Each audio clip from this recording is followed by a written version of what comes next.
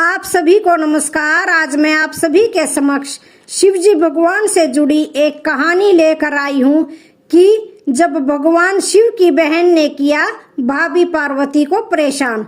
तो सुनते हैं ये कहानी। शिव अनादि हैं, उनका ना कोई आरंभ है और ना ही कोई अंत।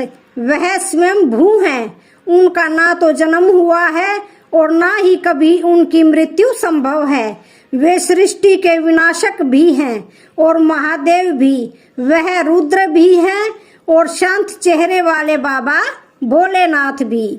अगर उनके क्रोध की ज्वाला से कोई बच नहीं सकता तो उन्हें प्रसन्न करना भी अन्य देवी देवताओं से कहीं ज्यादा आसान है।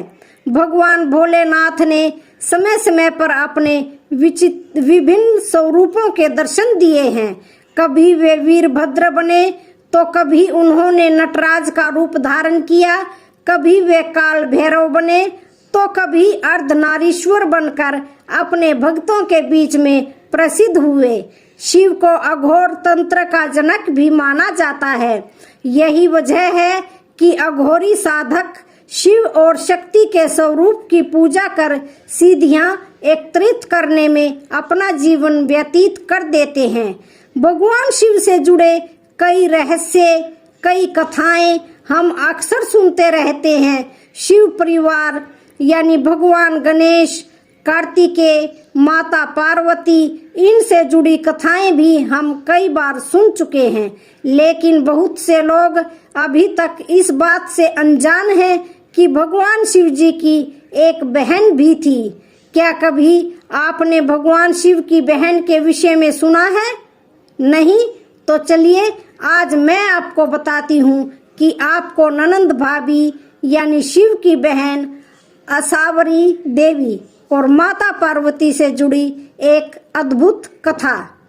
तो श्रवण करते हैं। एक बार की बात है जब माता पार्वती भगवान शिव से विवाह कर कैलाश पर्वत पर आई, तब वे कई बार उदास और अकेला महसूस करती थी। भगवान शिव तो अंतर्यामी हैं। उन्होंने माता पार्वती के मन को पढ़कर उनकी उदासी का कारण तो जान लिया, लेकिन फिर भी उन्होंने पार्वती जी से उदासी का कारण पूछा तो माता पार्वती ने उनसे कहा कि उन्हें एक ननंद चाहिए। माता ने कहा, काश मेरी कोई ननंद होती।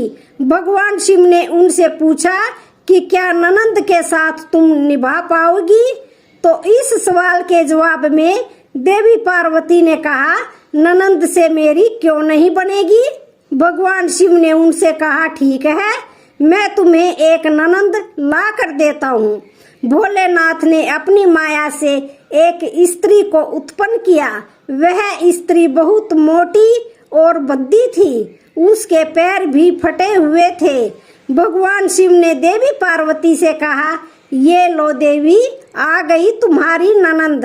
इनका नाम असावरी देवी है। माता पार्वती अपनी ननंद को देखकर बहुत खुश हुई। वे जल्दी जल्दी उनके लिए भोजन का प्रबंध करने लगी। असावरी देवी ने स्नान के पश्चात भोजन की मांग की तो देवी पार्वती ने स्वादिष्ट भोजन उनके सामने परोस दिया। असावरी देवी सारा भोजन चट कर गई और सारा अन्न भी खा गई। इस बीच असावरी देवी को शरारत सूझी। उन्होंने देवी पार्वती को अपने फटे पांव की दरारों में छिपा लिया, जहां उनका दम घुटने लगा।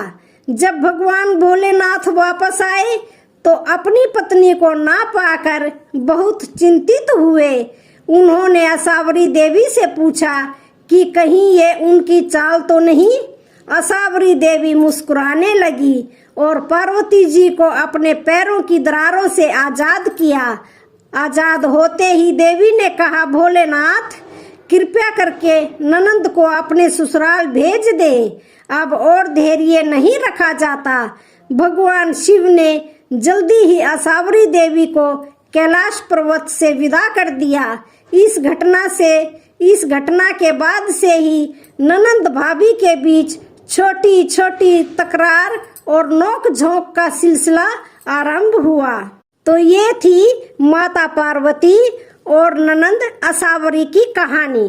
तो अब सुनते हैं शिवजी भगवान शिव की बारात में आए थे हर तरह के प्राणी। तो ये सुनते हैं शिव के विवाह की कथा। भगवान शिव और पार्वती की शादी बड़े ही भव्य तरीके से आयोजित हुई। पार्वती की तरफ से कई सारे उच्च कुलों के राजा, महाराजा और शाही रिश्तेदार इस शादी में शामिल हुए, लेकिन शिवजी की तरफ से कोई भी रिश्तेदार नहीं था, क्योंकि वे किसी भी परिवार से ताल्लुक नहीं रखते थे। तो आइए जानते हैं आगे क्या क्या हुआ। जब शिव और पार्वती का विवाह होने वाला था तो एक बड़ी सुंदर घटना हुई। उनकी शादी बहुत ही भव्य पैमाने पर हो रही थी। इससे पहले ऐसी शादी कभी नहीं हुई थी। शिवजी, जो दुनिया के सबसे तेजस्वी प्राणी थे, एक दूसरे प्राणी को अपने जीवन का हिस्सा बनाने वाले थे। उनकी शादी में बड़े से बड़े और छोटे से छोटे लोग शामिल हुए। सभी देवता तो वहां मौजूद थे, साथ ही असुर भी वहां पर पहुंचे। आमतौर पर जहां देवता जाते थे वहां असुर जाने से मना कर देते थे, और जहां असुर जाते थे वहां पर देवता नहीं जाते थे। शिव पशुपति हैं, मतलब सभी जीवों के देवता भी हैं। तो सारे जानवर, कीड़े मकोड़े और सारे जीव उनकी शादी में उपस्थित हुए। यहाँ तक कि भूत, पिशाच और विक्षिप्त लोग भी उनके विवाह में मेहमान बन चुके थे।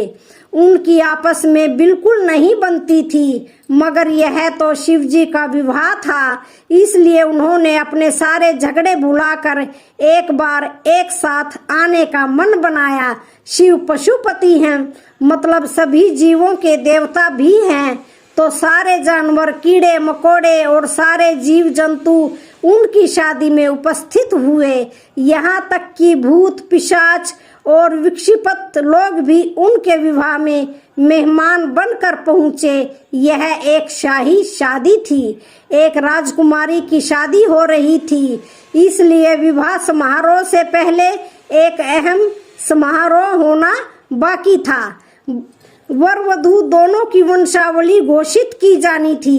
एक राजा के लिए उसकी वंशावली सबसे अहम चीज होती है, जो उसके जीवन का गौरव होता है।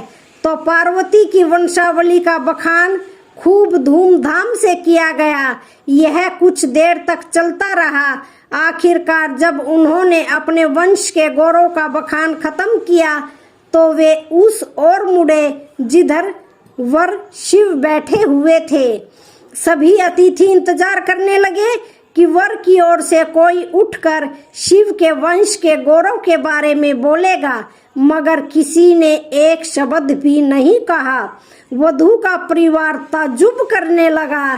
क्या उसके खानदान में कोई भी ऐसा नहीं है जो खड़े होकर उसके वंश की महानता के बारे में बता सके? मगर वाकई में कोई नहीं था। वर के माता पिता, रिश्तेदार या परिवार से वहां कोई नहीं आया था, क्योंकि उसके परिवार में कोई था ही नहीं। वह सिर्फ अपने साथियों गणों के साथ आया था, जो विकृत जीवों की तरह दिखते थे। वे इंसानी भाषा तक नहीं बोल पाते थे और अजीब सी बेसुरी आवाजें निकालते थे। वे सभी नशे में चूर और विचित्र अवस्थाओं में लग रहे थे।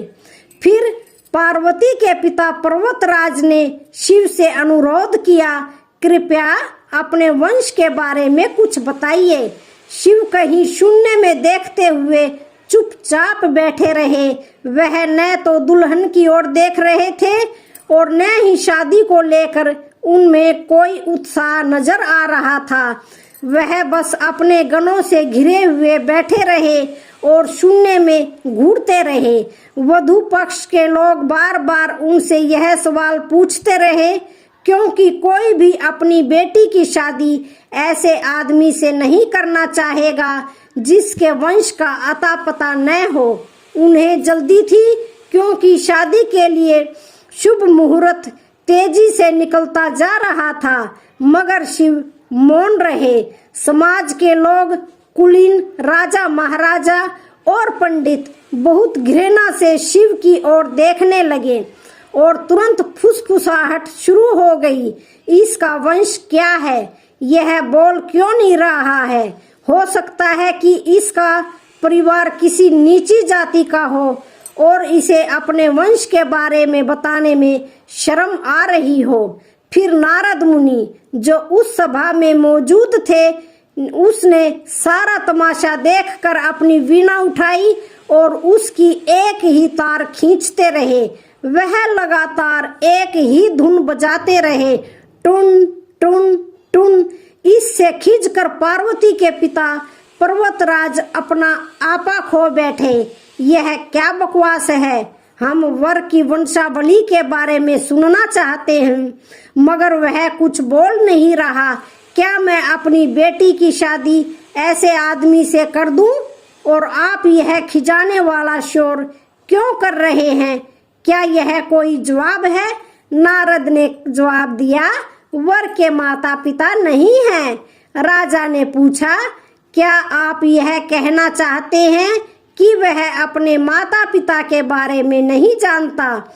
नारद ने सभी को बताया कि भगवान स्वयंभू हैं। नहीं, इनके माता पिता नहीं हैं, इनकी कोई विरासत नहीं है, इनका कोई गोत्र नहीं है, इनके पास कुछ भी नहीं है, इनके पास अपने खुद के अलावा कुछ नहीं है।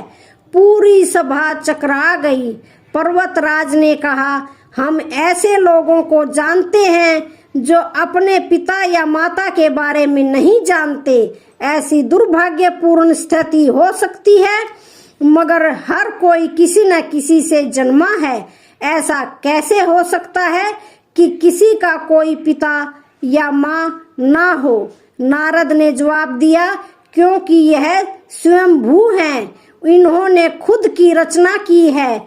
इनके न तो पिता हैं न माता हैं, इनका न कोई वंश है न कोई परिवार है। यह किसी परंपरा से ताल्लुक नहीं रखते और न ही इनके पास कोई राज्य है।